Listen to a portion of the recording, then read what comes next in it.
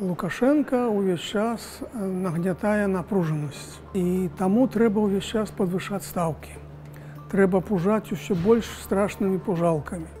Мы никого не собираемся априори сажать, но если заслужил эту посадку, так он, наверное, в эту комиссию не пойдет. Пойдет, рассмотрим. Все будет по закону.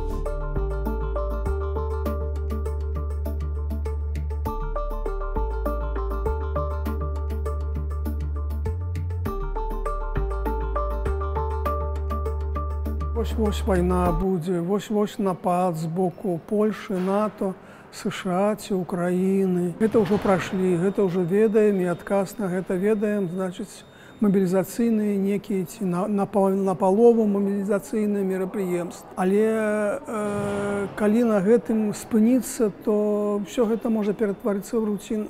Запад будет финансировать только конкретные мероприятия. Желательно такого радикального плана, и даже уже не уровня 2020 года. Свержение, убийство там президента, должностных лиц, и ты там не в последних строчках. Это не для того, чтобы тебя напугать, ты сам это знаешь. То есть все, кто поперек горла встал, всех убрать. За это будет финансировать Запад. Таму трэба падвышаць стаўкі, пужаць усё новымі, больш страшнымі некімі фобіямі. Ну і вось хочуць забіць не толькі мяне, хочуць перарэзаць усё кіроўнае кіраўніцтва. І таму трымайцеся за мяне, падтрымлівайце мяне. Мы ў адной звязцы, мы павінны бараніць сябе, не толькі там дзяржаву, не толькі рэжым, а і саміх сябе. Таму гэты найперш месседж номенклатуры. Што тычыцца Захаду, ну, гэта не метад заходняй палітыкі сёння. І таму на нейкія такія дзеянні, як забойства, наўрад ці Захад можа пайсці. Увогуле, вось гэта ідэя, што некія перамены ў нейкай краіне могуць быць ажыццёўлены звонку, ну, гэта утопія. Ні каляровыя рэвалюцыі звонку не робяцца, не некія дзяржаўныя перавароты. Усё гэта ёсць працэс выспявання ўнутраных умоваў. Захад можа падтрымаць некія высілкі, як гэта было ў 2020 годзе, калі Захад падтрымаў народныя працэсы. Але не больш за тое. Рэалізаваць з нуля нейкі праект у чужой краіне звонку в сённяшніх умовах – это утопія. Ну вот они кричат, что там миллион с Беларуси сбежали, вот они в Польше и Литве и Украине, как гиены стоят по периметру и щелкают зубами. Никаких там миллионов нет. Кто-то называет 2000, кто-то 4000, неважно сколько. Найперш пра маштаб гэтай праблемы. Вось Лукашенко падчас сустрэчы з генпракурорам шведам казаў, што гаворка ідзе пра 2-4 тысячы людзей, якія збеглі. Ну, але нават у тыя часы до 2020 года маштаб эміграцыі найперш працоўнай вымяраўся дзясяткамі тысяч, калі не больш. І таму, конечно, гэтыя лічбы гэта абсалютна маніпулятыўныя лічбы, бо калі б гаворка сапраўды ішла пра такую невялікую колькасць, то ўвогуле не было пра што б казаць. Таму відавочна маштаб эміграцыі вялікі. І гэта дрэнна ўплывае на імідж краіны, імідж дзяржавы, імідж улады, імідж рэжыма. Мы рассмотрим любое ваше заявление, но силой сюда тащить, чтобы посадить, как они говорят, или вообще, чтобы поговорить с кем-то, мы не собираемся. Калі з некай краіны бягуць у масавым парадку, то ў гэтай краіне нешта дрэнна. І гэта разумеюць не толькі замежныя суб'екты, гэта разумеюць і ўнутраныя суб'екты, і прыхільнікі Лукашенка, ябацькі, і номенклатура. Таму вось такая рэакцыя, трэба нешта з гэтым рабіць. Ну і вось прыдумалі, што рабіць, як заўсёды, Нягегла. А адначасова Лукашенко хоча вырашыць і іншую праблему. Праблему адчування перамогі. Вось калі чалавек раскажа пра сваю віну, публічна пакаецца, просіць прабачэння і вернецца, прычым гэта робіць добраахвотна, не пад прымусам, як это робяць арыштаваныя, зняволеныя ў турме, на відэакамеру, а менавіта добраахвотна, ну, гэта стварае для Лукашэнкі пэўную псіхалагічную сітуацыю перамогі.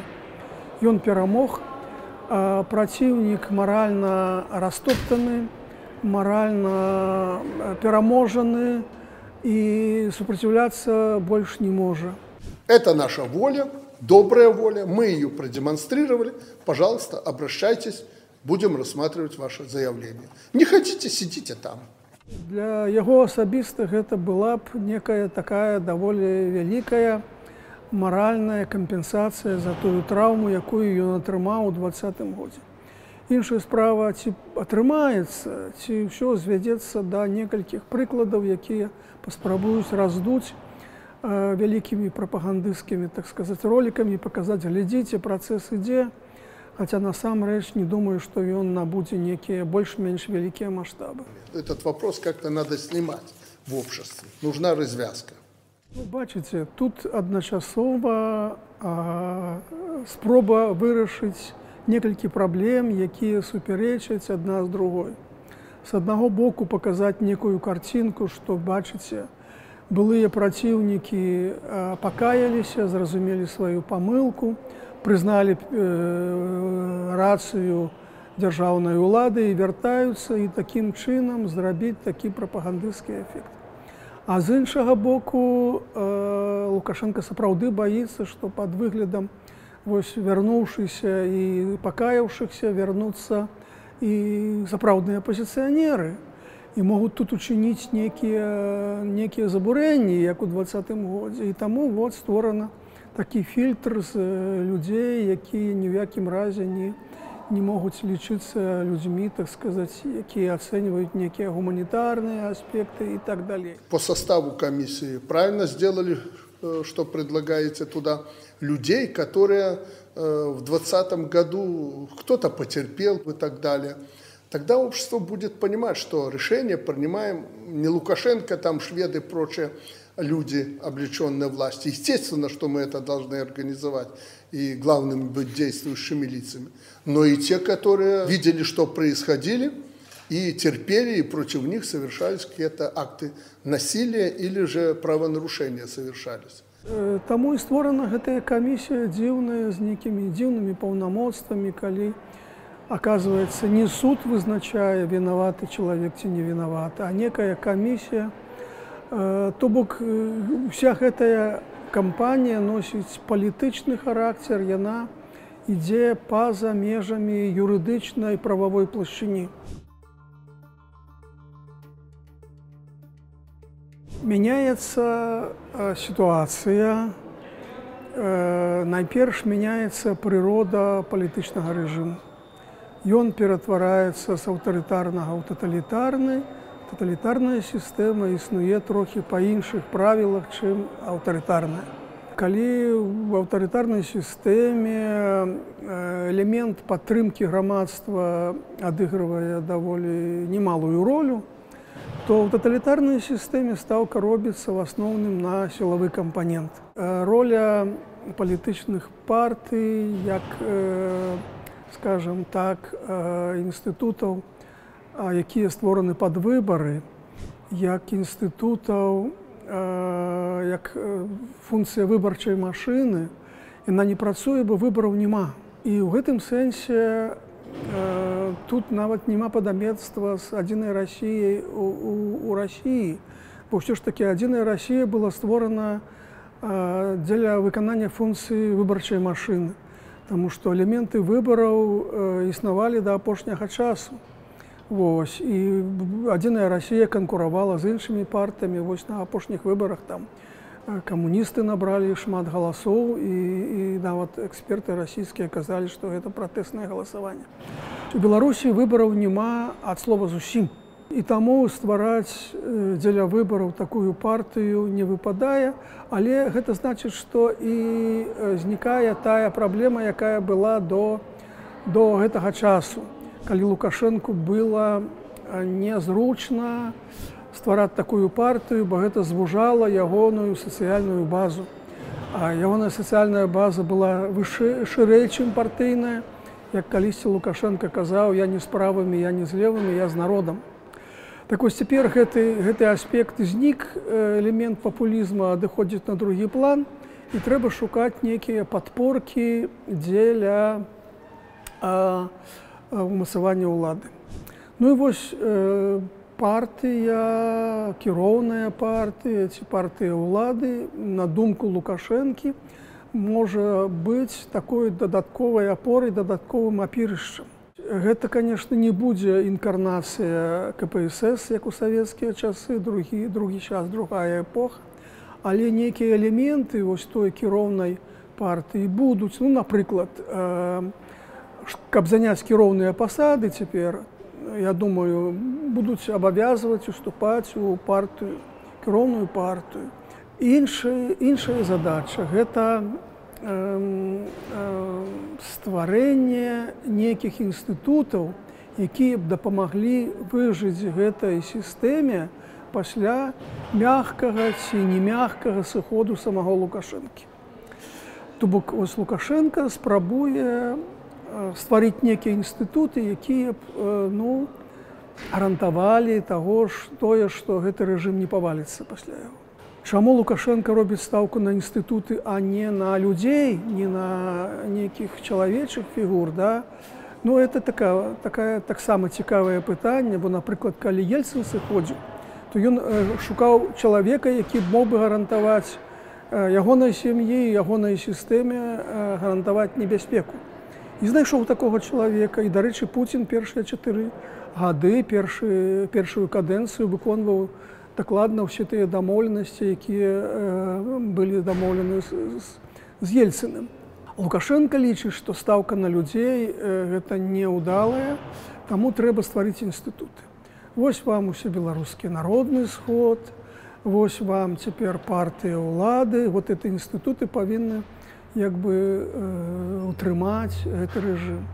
Але для мяне гэта асабіста такая вельмі дзіўная сістэма, бо спроба стварыць некія інстытуты ў таталітарнай сістэме, некую сістэму стрымак і праціваг у таталітарнай сістэме, гэта нонсенс. Таталітарная сістэма – это манаполія. І увядзенне ў яе некай сістэмы стрымак і праціваг – это значыць стварыць сітуацыю, калі сістэма пойдзе ў разнос. Таталітарная сістэма і інстытуты, канкурыруючы паміж сабой інстытуты, гэта нешта як жараны лёд, што называецца. Аксіморон. Справа ў тым, што ў сённяшняй палітычнай сістэме все тыя інстытуцыі, якія ёсць, яны фікцыя. Яны проста не працуюць. Так, фармальна існуе і парламент, і ўсебеларускі народны сход, па который пакуль яшчэ не створан механізм яго, так сказать, фарміравання дакладна. І не было, так сказать, новага складу. Ёсць Конституцыйны суд, ёсць мясцовыя саветы, ёсць партыі, ёсць прафсаюзы, ёсць урад, але ўсе гэтыя інстытуты фікцыя. Рэальны інстытут у Беларусі адзін, гэта Александр Лукашенко.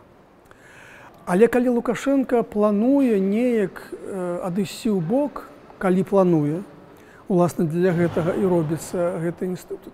Вось спроба стварыць нейкія інстытуты, у якія удыхнуць, што называецца, жыццё, і якія б дасюль мёртвыя, а цяпер бы ажылі і запрацавалі. Вось, мне падаецца, такая ідэя ў Лукашэнкі ёсць. Але праблема ў тым, што калі яны насамрэч запрацуюць, хаця яны не створаны для працы, яны створаны для дэкарацыі. Але калі дэкаратыўныя інстытуты раптам запрацуюць, то сістэма пойдзе ў разнос. Бо калі, скажам, будзе сапраўдны дзейны прэзідэнт і сапраўдны дзейны ўсебеларускі народны сход, то паміж імі ўзнікне палітычная канкурэнцыя. Калі Лукашэнкі не будзе. Калі Лукашенко будзе адначасова прэзідэнтам і кіраўніком усебеларускага народнага сходу, зразумела, што ніякай канкурэнцыі не будзе. Калі ж гэта будуць займаць пасады розныя людзі, то тут рэальна магчыма канкурэнцыя. А калі яшчэ і знікне партыя кіроўная, яна зойме, скажем так, 80% мест у парламенце, а інакш нельга, потому што тады за кіроўная пралукашэнкаўская партыя, якая як Адзіная Расія там атрымоўвае чуць больш 50%. Это не беларускі варыянт. І яна таксама, як кіраўніцтва, будзе прэтэндаваць на нейкі цэнтр сілы. Вось, узнікне рэальная канкурэнцыя. І гэта можа разбурыць рэжым. Можа разбурыць рэжым, калі Лукашенко сыдзе. Іншая справа, калі Лукашенко застанецца ў якой-небудзь непастасі, няхай сабе у ролі кіраўніка ўсебеларускага народнага сходу, а прэзідэнт будзе марыянеткавы, тады сістэма будзе працаваць. Як, скажам, калі Медведзеў у Расіі стаў прэзідэнтам, а Пуцін захаваў пасаду прэм'ер-міністра. Прыкладна такая мадэль. Яна працоўная, але не абавязкова.